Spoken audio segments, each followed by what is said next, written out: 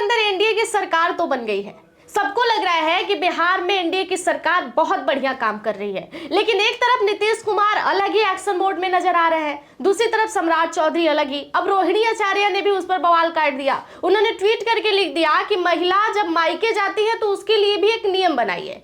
और उधर उपेंद्र कुशवाहा की पार्टी में तो पहले से ही बवाल छिड़ा हुआ है। बेटा को मंत्री बनाने के बाद उनके काफी विधायक जो है वो नाराज चल रहे हैं। तो इन सभी मुद्दों पर बातचीत करने के लिए हमारे साथ अभिषेक पाठक जी हैं। बहुत बहुत स्वागत है आपका। और हम आज इन सारे मुद्दों पर आपसे बातचीत करेंगे कि आखिर बिहार के अंदर चल क्या रहा है। बिहार में एनडीए की सरकार तो बन गई और बहुत अच्छी लग रही है सबको कि बिहार में नई एनडीए की सरकार बनी, लेकिन एनडीए के अंदर बहुत कुछ ठीक नहीं नजर आ रहा है। जिस तरह की तालमेल होने चाहिए सरकार में, उस तरह की तालमेल नहीं दिख रही है। नीतीश कुमार अलग एक्शन मोड में नजर आ रहा है, उधर सम्राट चौधरी का अलग ही रुतबा और चेहरा दिखाई दे रहा है। इस पर आप क्या कहिएगा?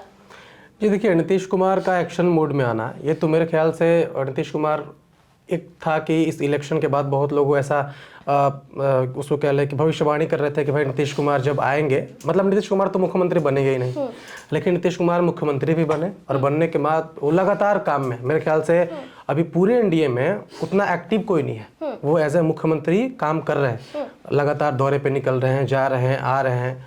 अब रही बात सम्राट चौधरी की, तो मेरे ख्याल से सम्राट चौधरी को कहीं ना कहीं एक बात तो दिमाग में है कि शायद ये नीतीश कुमार का आखिरी कार्यकाल हो सकता है। और उसके बाद खुद को इतना मजबूत पेश करें हम बिहार की जनता के सामने या फिर एनडीए के घटक दलों के सामने कि वो मेरे नेतृत्व में काम करने के लिए विवश हो जाए, या फिर ऐसा है कि भाई मेरा एक ऐसा नेता है जो कि पूरे एनडीए को लेकर चल सके। क्या हम ये मान लें कि जिस तरह से नीतीश कुमार ने अपनी नाम जो है सुशासन बाबू के नाम से कायम किया बिहार के अंदर, तो क्या सम्राट चौधरी भी ये चाहते हैं? चूंकि सम्राट चौधरी आपने बताया कि वो जानते हैं कि आखिरी दौर है नीतीश कुमार का, इसके बाद वो बिहार में मुख्यमंत्री नहीं रहेंगे, तो क्या सम्राट चौधरी का ये मंशा है कि हम अपनी छवि बिहार के अंदर इस तरीके से तैयार कर ले कि अगली बार अगर एनडीए के लोगों को या बीजेपी के लोगों को सीएम फेस के लिए कोई नाम आगे करना हो तो सम्राट चौधरी का सबसे आगे है? जी बिल्कुल। आप चुनाव से थोड़ा सा पहले अगर आप जाएंगे तो आपने देखा था कि जिस तरह से प्रशांत किशोर ने सम्राट चौधरी को बहुत ही उन पर जितने केसेस थे उसको खड़ा किया, और उसके बावजूद भी एनडीए ने उनको उप मुख्यमंत्री बनाया। तो ये बहुत बड़ा मैसेज था। एक तो मैसेज था कि उन दलों के लिए, कह लीजिए प्रशांत किशोर के लिए, कि भाई आपने आरोप लगाया और मैंने उसी शख्स को उप मुख्यमंत्री बनाया। कहीं ना कहीं जनता में संदेश देना चाह रही थी, भाजपा विशेषकर भाजपा, कि भाई मेरा नेता ईमानदार है, मैंने ऐसे नहीं उसको उप मुख्यमंत्री बना के रखा है।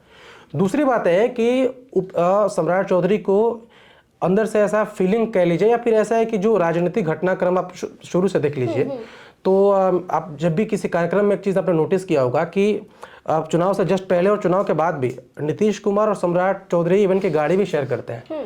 मतलब उनको नीतीश कुमार का अपना एक वो कह लीजिए कि भाई हमको इनका अपना चेहरा प्रमोट करना है, कि हमको इस बिहार को और पूरे एनडीए को लीड करना है। वो इसलिए इस चक्कर में लगे हुए हैं सम्राट चौधरी।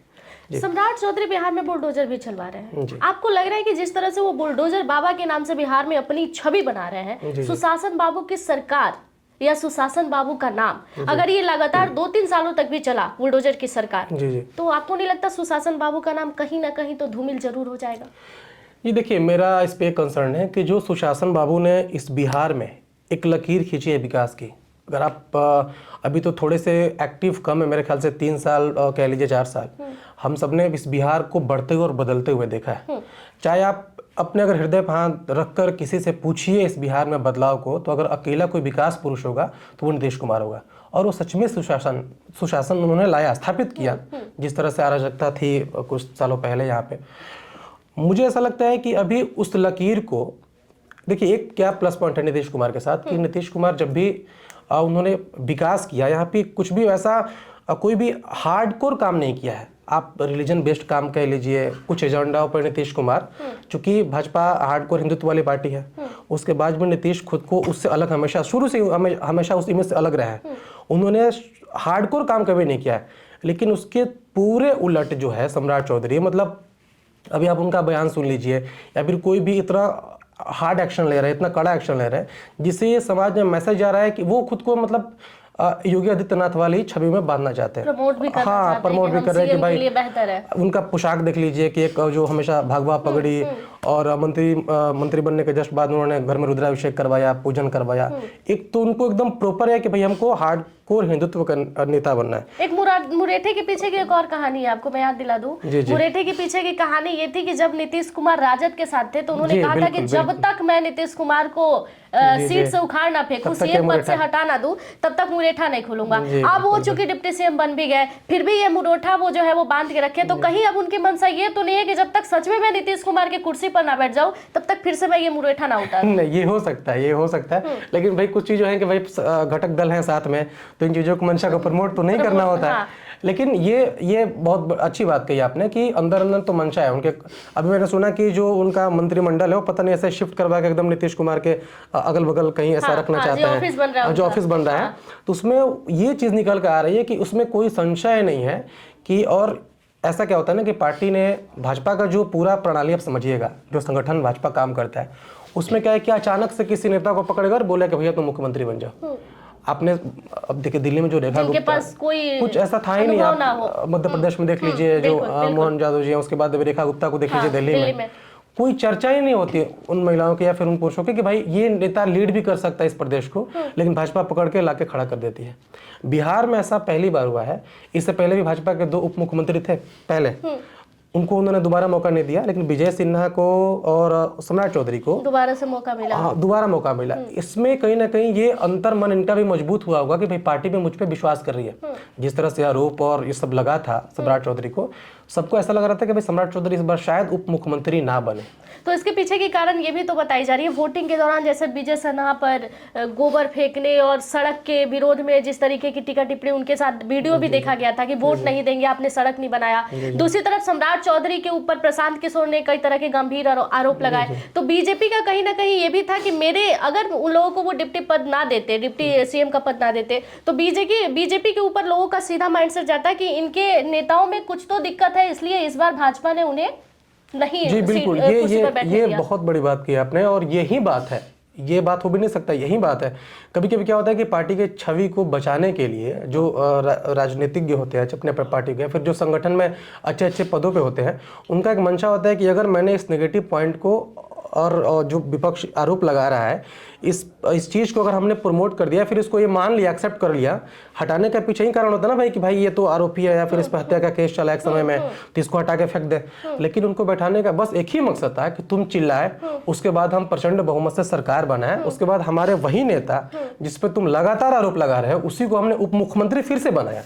तो ये पार्टी का बस अकेला ये मकसद था, इनको प्रमोट करने के लिए। थोड़ा सा प्रशांत किशोर वहां चुक गए कि उनका खाता भी नहीं खुला। अगर 5-7 विधायक भी जीते होते तो थोड़ी मजबूती से वो आवाज भी उठा पाते। अब तो उनकी आवाज का भी कोई महत्व नहीं देगा कोई भी। आप है क्या, आप क्या ही बोलेंगे। बिल्कुल बिल्कुल। तो एक तरफ रोहिणी आचार्य ने भी बहुत धमाल मचा रखा है राजनीति में। उन्होंने भी आज ट्वीट करके पोस्ट किया है नीतीश कुमार को टैग करके कि मायके में भी महिला जो है वो उनके साथ बहुत सारे व्यवहार जो है वो अच्छी नहीं होती, उसके लिए कानून बनाने को लेकर भी उन्होंने मांग कर दिया। इस पर आप क्या कहेंगे? जी देखिए, मुझे ऐसा लगता है कि जो रोहिणी आचार्य हैं वो बस अटेंशन सीकर का काम कर रही हैं।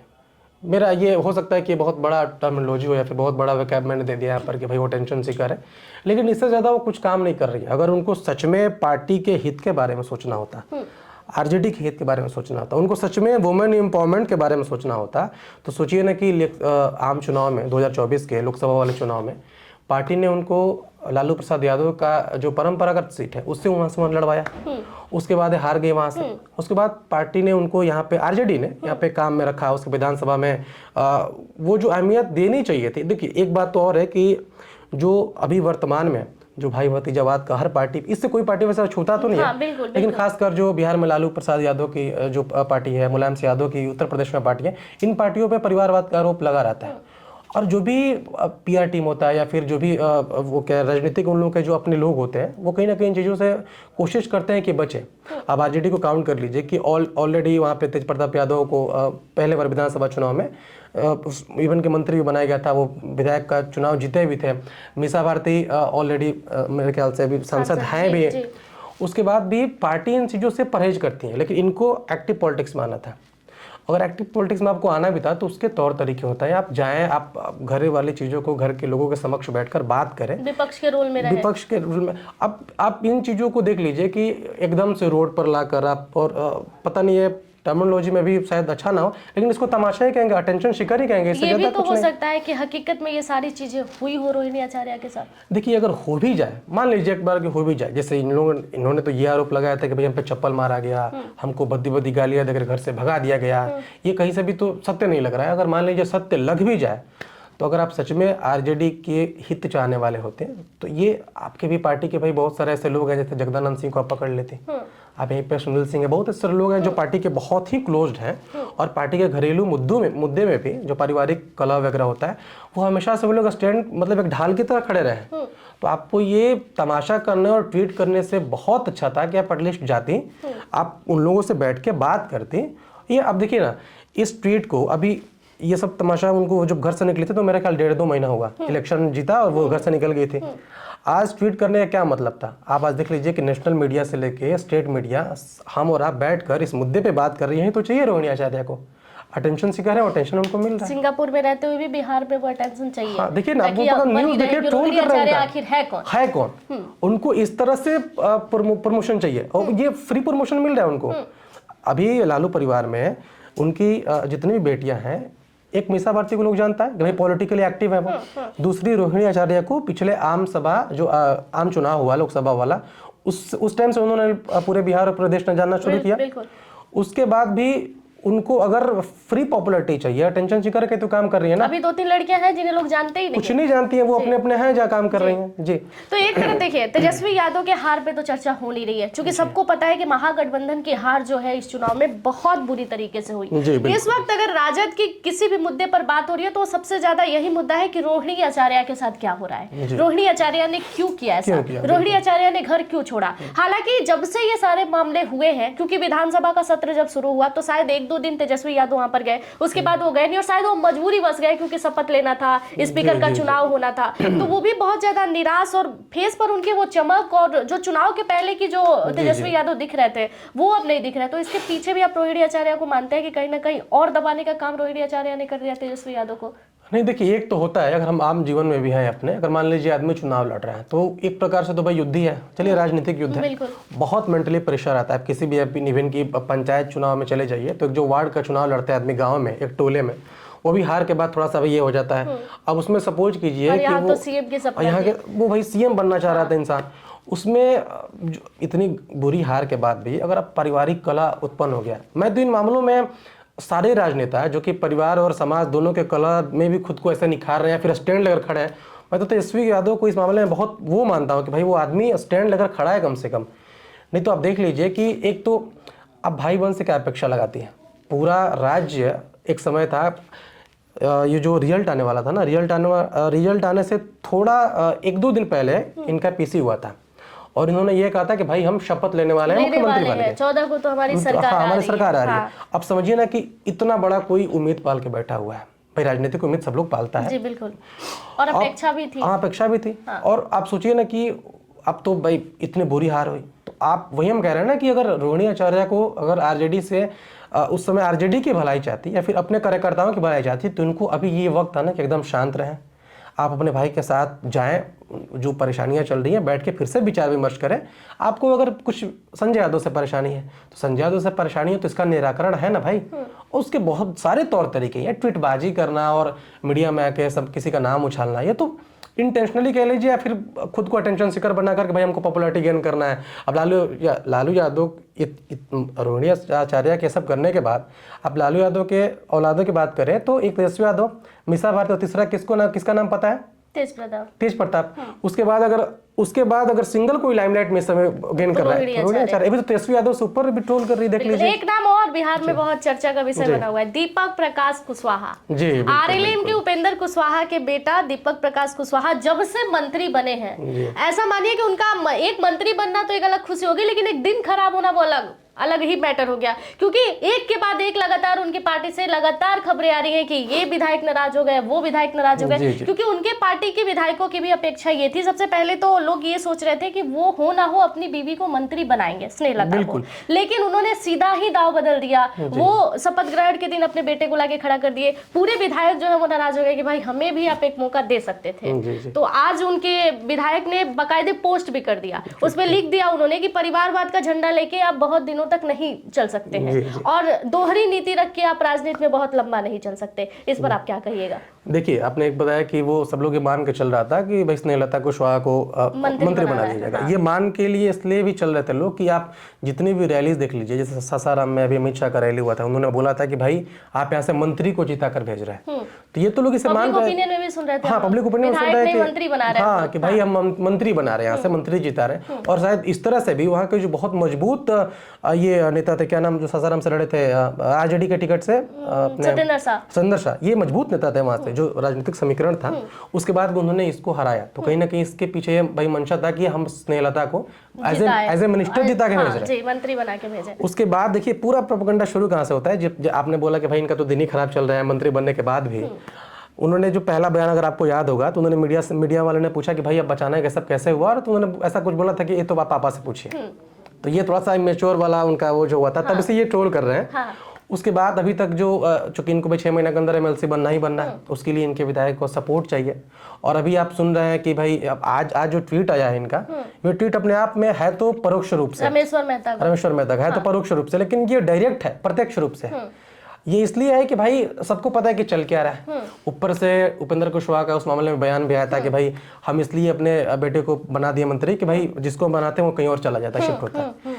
ये तो पता नहीं, चूंकि उपेंद्र कुशवाहा बहुत मंजे हुए राजनीतिज्ञ हैं, तो बहुत सारी पार्टियां बदले हैं, तो उनको उस चीज का भी एक्सपीरियंस है कि हम कर सकते हैं तो बाकी लोग भी कर सकते हैं। दूसरी बात ये भी है कि उन्होंने जो स्पष्ट ये कह दिया कि हमें पार्टी की दौड़भाग इसलिए भी दीपक कुशवाहा के हाथ में सौंपना पड़ा क्योंकि हमें पार्टी को आगे लेके चलना है। तो अब जो उनके जीते हुए विधायक है वो ये सोच रहे हैं कि जब आप ऐसा सोच सकते हैं तो हम भी अपने बेहतर राजनीतिक कैरियर के लिए दूसरा विकल्प तलाश सकते हैं, क्योंकि नीतीश कुमार को भी अभी विधायक की जरूरत है। उनको भी ये बर्दाश्त नहीं है कि मेरे सामने बीजेपी हमसे बड़ी पार्टी बन के उभरे, 4 ही विधायक तो ज्यादा है, 4 अगर इधर उधर से आ जाए तो हम भी बराबर पर आ जाए। जी बिल्कुल, जो आप बात बता रही है, एक मामले तो है कि नीतीश कुमार चाहे सुशासन किए हों, अच्छे से यहाँ पे अराजकता की सरकार लाए हों, अच्छे सब कुछ कर लिए हों, लेकिन उनको सत्ता में कभी भी कमजोर रहना पसंद नहीं है। अगर आप अच्छे से अगर इस पर जान रहे होंगे नीतीश कुमार को, नीतीश कुमार से आप सब करवा लीजिए। नीतीश कुमार आपने देखा होगा कि पिछले 10 साल का वो निकाले तो 2-3 बार इधर आए उधर गए। इसमें नीतीश कुमार को अपना बहुत लोगों ने संबोधन दे दिया कि भैया पलटू राम है, जो भी राम है। नीतीश कुमार ने ये पूरा काम बस इसलिए किया कि वो खुद को कहीं भी कमजोर साबित नहीं होना देना चाहते हैं। नीतीश कुमार ने परिवारवाद के विरुद्ध काम किया, सुशासन तो लोग जानते हैं, ये तो बात है, परिवारवाद का धब्बा उनके ऊपर नहीं है, बिल्कुल नहीं। और इस मामले में वो तो एकदम से कह लीजिए कि गंगा है, इतने पवित्र हैं, कोई कह भी नहीं सकता कि भाई, और योग्य पुत्र होने के बावजूद भी कभी भी उन्होंने मंशा जाहिर नहीं कि भाई मेरा बेटा पॉलिटिक्स में है, जबकि उनके पार्टी के पास भी दूसरा कोई विकल्प नहीं है। जी बिल्कुल। अब मुझे लगता है कि नीतीश कुमार के बाद एक जो सक्सेसर उनका आना चाहिए वो कौन दिखता है आपको? कौन दिखता है? और वहीं हाल उपेंद्र कुशवाहा, लेकिन उपेंद्र कुशवाहा ने सही समय देखते ही उन्होंने बागडोर संभाल दिया कि लो अपने बेटा तुम देखो। हाँ, लेकिन ये व्यक्तिगत चीजों के लिए तो ठीक हो सकता है, लेकिन इसको एज ए सामाजिक परिप्रेक्ष्य में हम लोग देखें ना, तो ये बात कहीं से भी थोड़ा सा परिपक्व झलक रहा है। अगर ये मंझा हुआ राजनीतिक व्यक्ति ये कह रहा है कि भाई मैंने अपने राजनीति में अपनी सत्ता अपने बेटे को सौंप दी इसलिए कि भाई उसी को लेके चलना है ना, तो भाई ये तो राजशाही तो है नहीं, एक लोकतांत्रिक डेमोक्रेटिक कंट्री है ना, इसमें तो भाई जो योग्य होगा वो होगा। और आप बहुत अच्छा संदेश दे सकते थे अपने विधायकों में कि अपने बेटा को ना बनाते हुए किसी ऐसे ही 6 विधायकों में से किसी को चुनते और उनको प्रमोट करते, या फिर ये भी ऑप्शन था कि एमएलसी बना देते, बेटा को मंत्री बना देते किसी और को। ये बहुत अच्छा मैसेज आता। लेकिन पता नहीं अब इतना अपरिपक्व उपेंद्र कुशवाहा कैसे काम कर सकते हैं इस पे, तो क्योंकि एमएलसी बनाने के लिए या पार्टी में शामिल करने के लिए जरूरी नहीं था कि उपेंद्र कुशवाहा को एक पद चाहिए, उनको पार्टी का कार्यभार ऐसे भी सौंप सकते थे क्योंकि सब कुछ तो आप ही का था। दूसरा आप एमएलसी बना के ला सकते थे, जरूरी नहीं था कि उनको मंत्री बनाकर ही आप एमएलसी बनाए, एमएलसी बना के उनको ला देते और मंत्री आप किसी और को प्रमोट कर देते। तो ये एक बहुत बड़ी बात है। और देखिए बिहार की राजनीति में इन दिनों जो चल रही है, चूंकि आप सभी को पता हो कि 3 दिन पहले ही नीतीश कुमार ने विभाग भी बनाया है, 3 विभागों का विस्तार किया है। और जिस तरीके से आरएलएम की पार्टी एक तरह से आप कहिए कि विरोध कहिए या टूटना कहिए, क्योंकि 5 विधायक हैं उनके पास और 4 विधायक तो एक तो उनकी पत्नी ही है और बाकी 3 विधायक नाराज ही हैं। तो अगर एक भी टूटते हैं तो नीतीश कुमार को जरूरत है अभी कि कोई भी विधायक मेरे पास आ जाइए। और विधायकों की मंशा तब ज्यादा जग जाती है जब मंत्री पद खाली दिखता है और ये लगता है कि आगे मेरी कैरियर मंत्री बनने के लिए हो सकती है। तो नीतीश कुमार भी तलाश रहे हैं कि भाई आप आइए, मंत्री पद भी खाली है और आप आना भी चाहते हैं तो आप आ जाइए, क्योंकि बिहार में हमको बड़ी पार्टी बन के उभरना भी है। तो तमाम मुद्दों पर हमने अभिषेक जी से बात की। बाकी इस विश्लेषक के लिए आपका क्या कहना होगा कमेंट सेक्शन में जरूर बताइएगा। बाकी की तमाम जानकारियों के लिए जुड़े रहिएगा हमारे साथ।